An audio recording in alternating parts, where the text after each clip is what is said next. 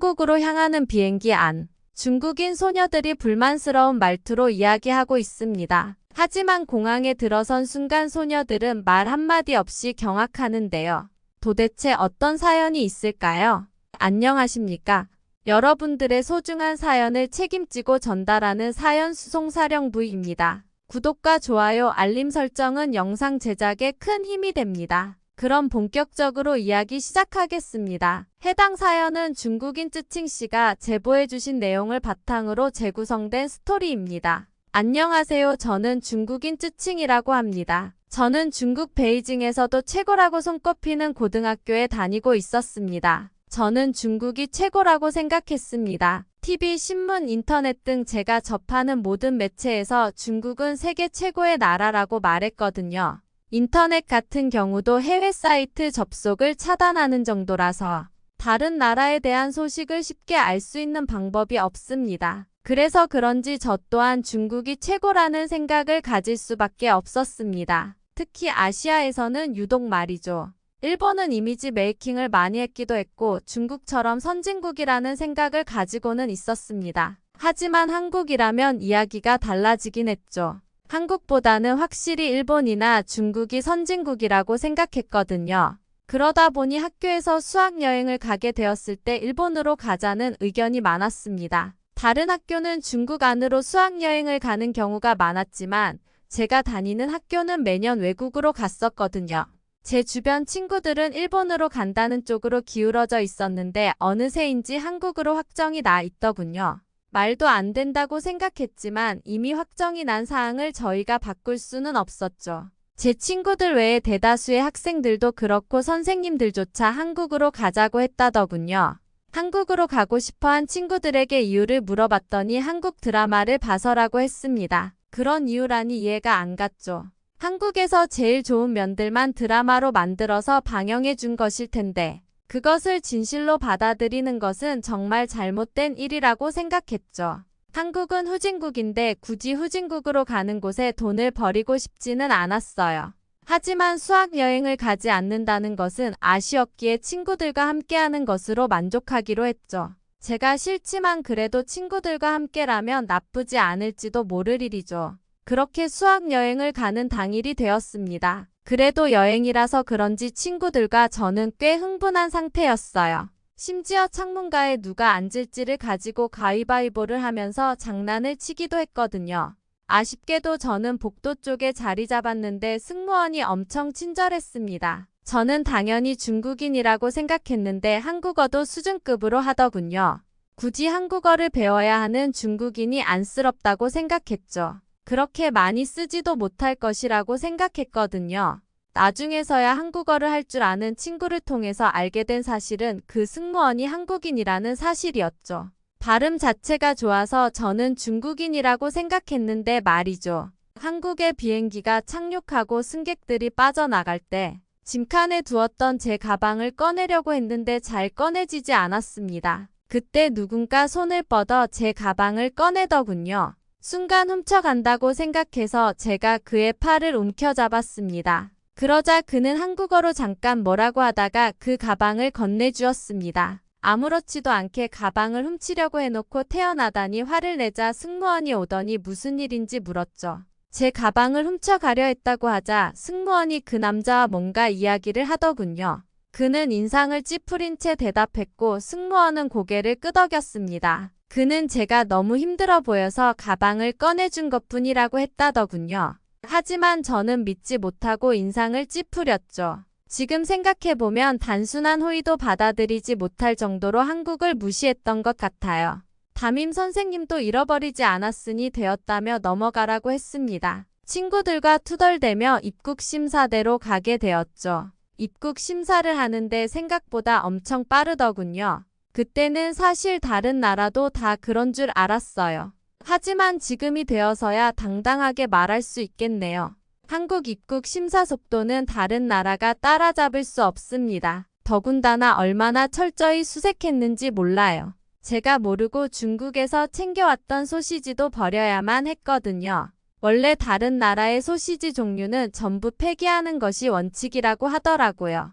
그때는 이런 것조차 반입이 안 된다고 라며 생각했지만 당연한 것들이었어요. 정작 중국에서는 모르고 반입을 시켰었는데 말이죠. 그렇게 입국 심사를 마치고 제대로 밟은 인천공항은 놀라움으로 가득했습니다. 저도 모르게 친구들과 함께 감탄사를 내질렀거든요. 작을 거라고 생각했던 공항은 정말 넓었고 제일 기억에 남는 것은 로봇이었어요. 귀여운 로봇이 수화물을 옮겨주고 있었는데 앞을 막아도 잘 피해서 지나갔습니다. 그런데 더 신기했던 건 그 와중에 아무도 그 짐을 훔쳐가지 않는다는 것이었어요. 다들 궁금증이 가득한 눈을 하고 바라보기만 했던 거죠. 그래도 저는 방심하지 않았어요. 공항만 멋있게 지어놓고 막상 밖에 나가면 허벌판일 수도 있을 것이라고 생각했죠. 한국을 후진국이라고만 생각했던 다른 친구들도 어안이 벙벙하긴 마찬가지였던 모양이에요. 제가 정신을 바짝 차리고 친구들을 둘러보았을 때 표정이 멍해 보였거든요. 제가 밖에 나가면 허벌판일지도 모른다는 소리에 친구들도 그럴 수 있겠다면서 표정을 고쳤습니다. 저는 중국인으로서의 품위를 지키고 싶었어요. 그리고 저희를 위한 버스를 타고 나서야 바깥의 풍경이 들어오더군요. 수많은 차들이 수놓인 도로는 저를 당황시키기에 충분했죠. 사실 한국의 자동차가 그렇게 많을 것이라고 예상하지는 못했어요. 더군다나 외제차들도 눈에 띄더군요. 한국인들은 가난해서 그런 차는 살 수 없다고 생각했는데 말이죠. 뭔가 제가 생각했던 것들과는 다른 모습에 깜짝 놀랐습니다. 그러다 저희는 점심을 한 가게에서 먹게 되었는데요. 불고기라는 음식을 하는 곳이었습니다. 저희는 먹으면서 중국의 음식이랑 비슷하면서도 다른 느낌이라 신기했습니다. 한국의 음식들은 향신료 맛이 전혀 느껴지지 않았죠. 한국에 오기 전부터 배탈이 났던 저는 식사를 마치고 친구들과 떠들다가 몰래 화장실로 향했습니다. 식당 화장실인데도 깨끗하더군요. 저는 민망해서 친구들이 연락을 해와도 무시하고 화장실을 사용하다가 버스를 놓치게 되었습니다. 당황하여 어찌할 바를 모르고 선생님께 연락을 드렸더니 택시를 타고 다음 행선지에서 만나자고 하시더군요. 하지만 낯선 곳에서 혼자 떨어져 있으니 무서움이 몰려왔습니다. 그때 한 차량이 제 앞에 섰습니다. 처음 보는 사람이 한국어로 저에게 뭐라고 이야기를 했는데 못 알아듣겠더군요. 저를 가만히 바라보시더니 서툰 중국어를 시작하셨습니다. 어디로 팔려가는 것은 아닐까 싶어 경계를 했는데요. 그녀는 친절하게 자신이 데려다 주겠다고 했어요. 누군지도 모르는 사람의 차를 타는 것은 좋은 일은 아니지만 그래도 상냥해 보였기에 타게 되었습니다. 왜 도와주냐는 말에 학생이 공경에 처했기 때문이라고 하더군요. 그 말은 지금도 잊을 수 없습니다. 저는 결국 그 여성분의 도움으로 선생님과 합류할 수 있었습니다. 얼마나 안심이 되었던지요. 한국인들은 중국인을 혐오하고 싫어할 것이라고 생각했는데 전혀 그렇지 않다는 것을 깨닫게 되는 순간이었어요. 심지어 그녀는 한국 여행을 즐겁게 마치라는 말을 해주고는 떠났습니다. 정말 그 기억이 아직도 생생해요. 그 여성분의 미소까지 생각나거든요. 한 가지 더 기억에 남는 일은 수학여행의 마지막 날에 있었습니다. 마지막이니 잠깐의 자유시간을 주셨었는데요. 저와 친구들은 한국에서 기념품을 사고 싶어서 가게들을 돌아다니고 있었어요. 그러다 한 매장에서 중국어로 훔쳐가지 마시오라고 써 있었던 것을 발견했습니다. 저와 친구들은 그 문장을 보고 얼마나 화가 났는지 몰라요. 일본어 심지어 한국어로도 적혀 있지 않았는데 오직 중국어로만 안내 문구가 되어 있었죠. 심지어 한국어로도 적혀 있지 않았는데 오직 중국어로만 안내 문구가 되어 있었죠. 저는 중국인을 어떻게 보는 건가 싶어서 사장님에게 다가가 따지려고 했습니다. 중국어로 작성했으니 당연히 중국어를 알겠지 하는 느낌으로 따진 것이었죠. 그런데 당황했던 것은 그 사장님이 중국인이었다는 것이에요. 그러면서 중국인 관광객들만 항상 훔쳐가서 그렇게 붙여놓은 것이라고 했습니다. 저는 황당해서 그 사람이 중국인인지 어떻게 아냐고 묻자 중국어로만 이야기를 했고 심지어 자신의 눈앞에서 훔쳐가기까지 했다고 하더군요. 당황스러움에 그래도 중국인 손님이 많지 않냐고 물었지만 그는 고개를 저었을 뿐이었습니다. 중국인들은 진상만 부렸다는 이야기를 할 뿐이었죠. 같은 중국인인데 나눠줄 수도 있지 않냐는 말에 자신은 그럼 장사하지 말라는 거냐며 저에게 나가라고 했습니다. 그 말을 듣고 저는 더 이상 아무 말도 할 수 없었어요. 함께 있던 친구들은 어느새인가 제 옆에 아무도 없어서 혼자 터덜터덜 가게를 나오는 수밖에 없었죠.